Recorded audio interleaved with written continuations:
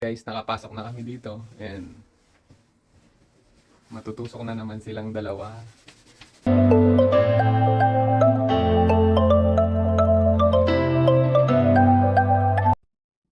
Hello, what's up guys? Good morning, good morning. And nandito kaming tatlo ngayon sa papuntang doctor, family doctor kasi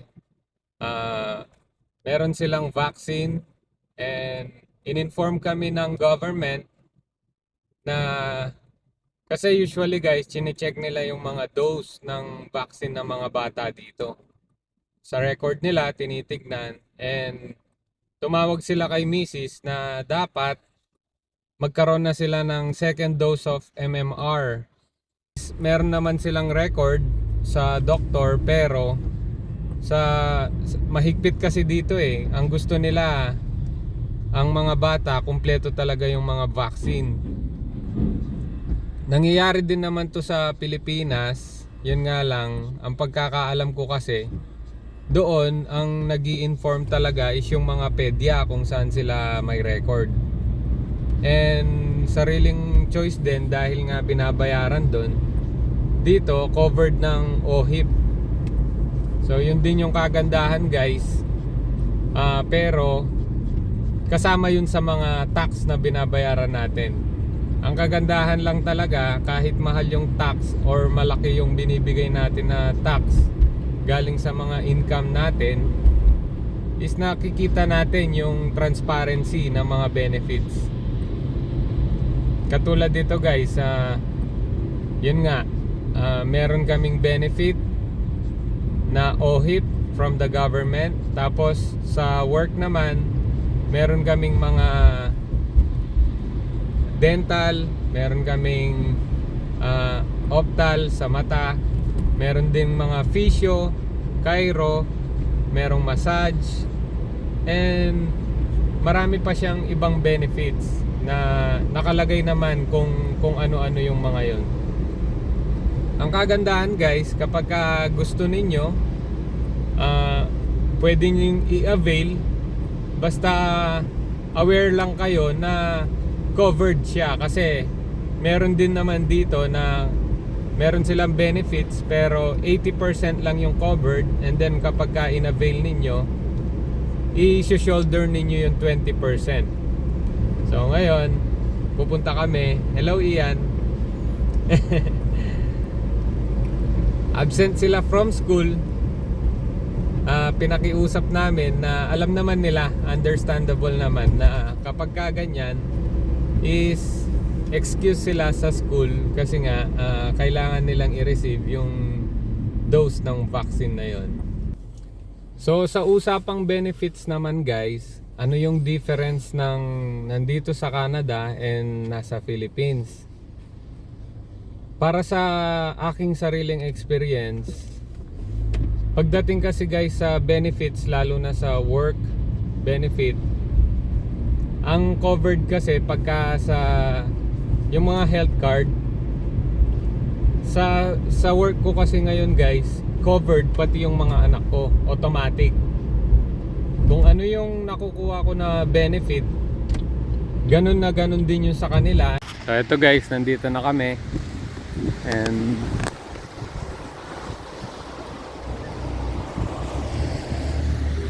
titingnan muna namin kung saan yung pupuntahan namin. Second floor.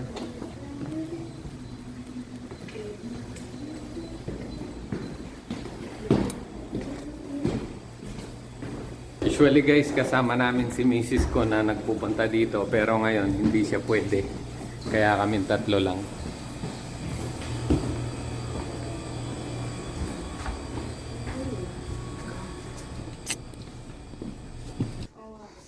What?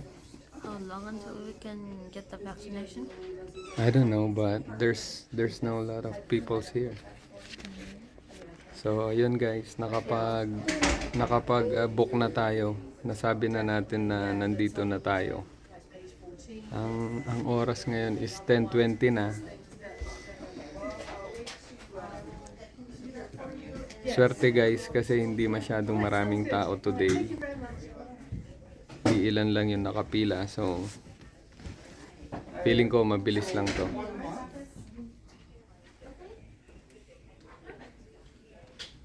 So, ngayon ay waiting game.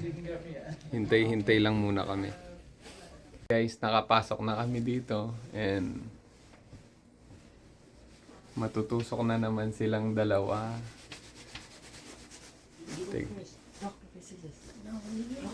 Tignan natin kung masakit ba or hindi yung vaccine today. Paper, scissors, shoot. Rock, paper, scissors, shoot. Rock, paper, scissors, shoot. Rock, paper. For longer if you want. I'm just kidding. Okay, you're done. That's fast. Oh, I said last 32, 3, 4. Alright, you're good. Depende go.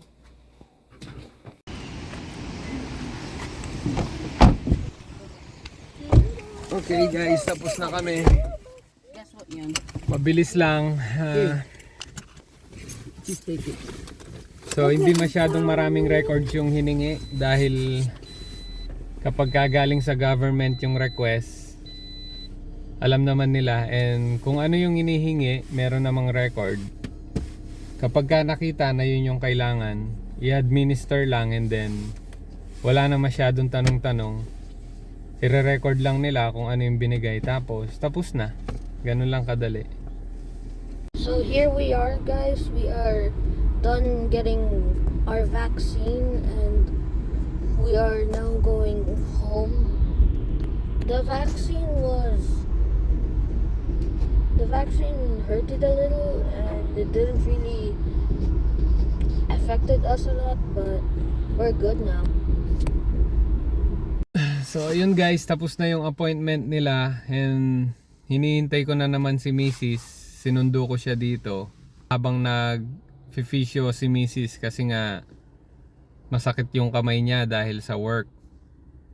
So speaking of physio guys, dito kasi sa Canada dahil repetitive yung work and medyo mabigat. Hindi naman pwedeng sabihin na masarap lahat ng buhay dito kasi ang ini-expect ng iba kapag nandito na sa Canada is parang ayahay na lang yung buhay. Hindi. Actually guys, parang ang naiisip ko sa Canada is double time. Parang ganun ang nangyayari.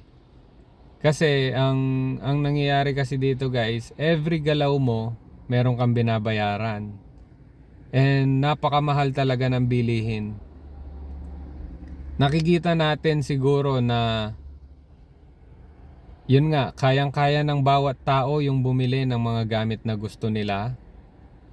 Pero madalas kasi dito guys, ang gamit nila credit card. Dito kasi guys, ang usually nagiging mindset ng mga hindi lang naman Pilipino actually karamihan, na ang credit card dapat gamitin para sa good credit score. Di rin lahat sasang-ayon, pero may mga tao pa rin na yung mindset is kung kaya mong bilhin ng cash yung isang bagay, bilhin mo ng cash.